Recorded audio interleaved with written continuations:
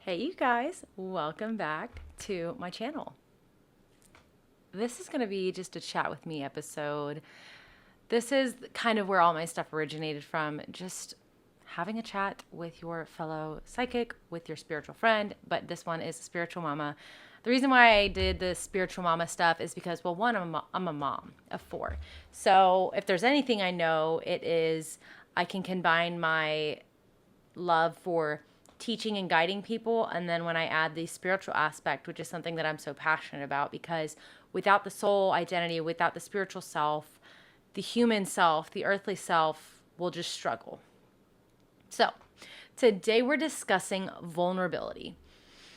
Now, I did a little episode on this a while back, but vulnerability, I made a post online as well. Vulnerability is something that is really difficult for a lot of people.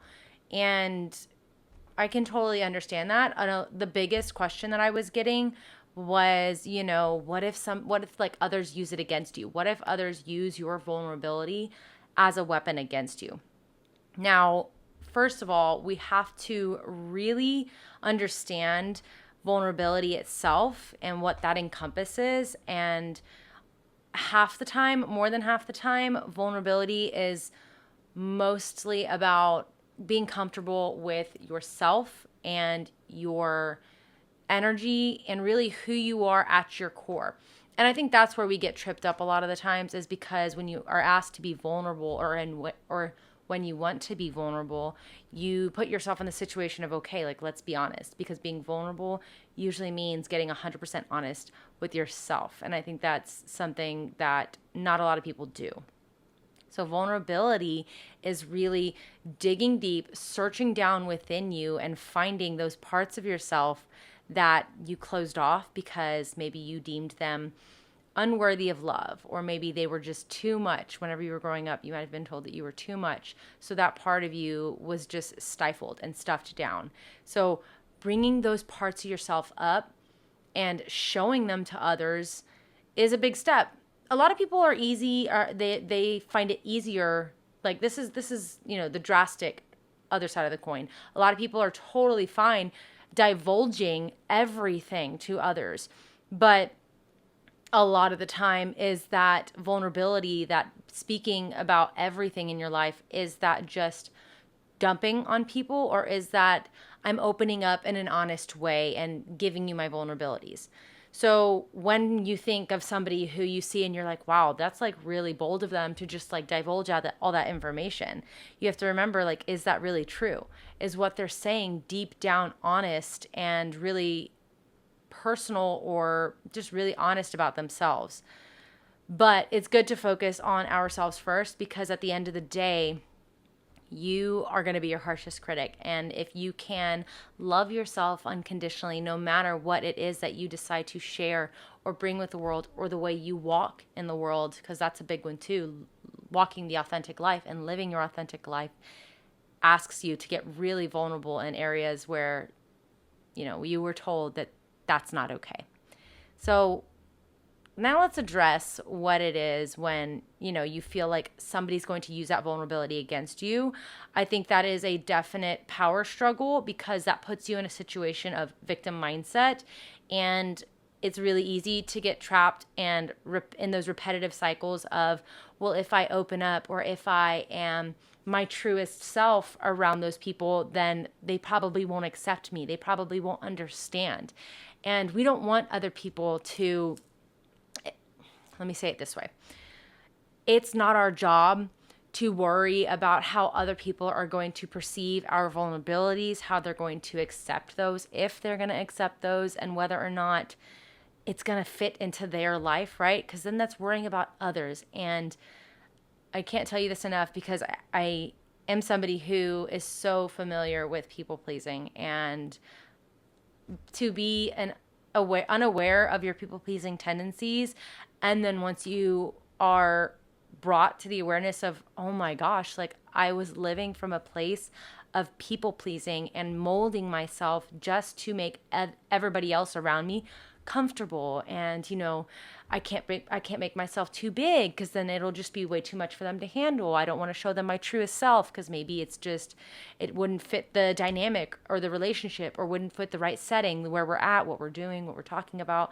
All that stuff comes from a people pleasing wound and worrying about how we are going to mold into somebody else's life. And I say these things with a loving heart because I know what it's like, and I know that it's something that we can get stuck into, and it's something that could be so deeply engraved into us. So moving past these people-pleasing tendencies and understanding that at the end of the day, if I accept myself, if I love myself for who I am, and I show up unapologetically, then we can move from a place of showing up, owning our authentic self, and then what people do with that, how people perceive us, how others may think of us, it is not up to us. And then that's when you begin to learn what relationships, friendships, and things in your life, what things were never really there to begin with, or were never really authentic in the first place. And it's harsh when people, disappear from your life, when friends begin to just ghost you. That's a really difficult one. But it's also another opportunity to really, again, the universe blesses us in ways that sometimes our human minds don't understand. We get our feelings hurt. We're like, why are these people just leaving my life? Like, why are they just ditching me? Why is nobody reaching out, checking on how I am doing? But the universe provides those opportunities to really understand, okay, here is how I want to call in people in my circle who are going to accept my vulnerability, who are going to love me for who I am, for what I do, what it is I am about. And this really dives deep into, as you change and as you learn and as you grow, your beliefs change, and they, everything about you might alter. You might really have a spiritual awakening where you really get right with yourself and you're like, wow, like this is my authentic self, not who I was before, because the person that I was before is somebody who is simply molded to fit the outside needs. And that's where that people pleaser wound pops up, because then you have that identity crisis of like, holy cow, who am I at the core? And before you spiral, because I know some people are there right now, it's like, who am I? What am I doing here on earth? What am I like you just have this such identity crisis. It can be kind of scary. But take a deep breath, because this is a really beautiful place to be, because it allows you to crack open and get real with your heart, get open with your heart, and understand that at the end of the day, if those people in your life are willing to accept that things change and people change, and whether it's for the good or the bad, that's all perception. That's all, up to each person's own individual path to realize that. But what I'm saying is, vulnerability takes more of the inner work than acceptance from people outside of you, if that makes sense.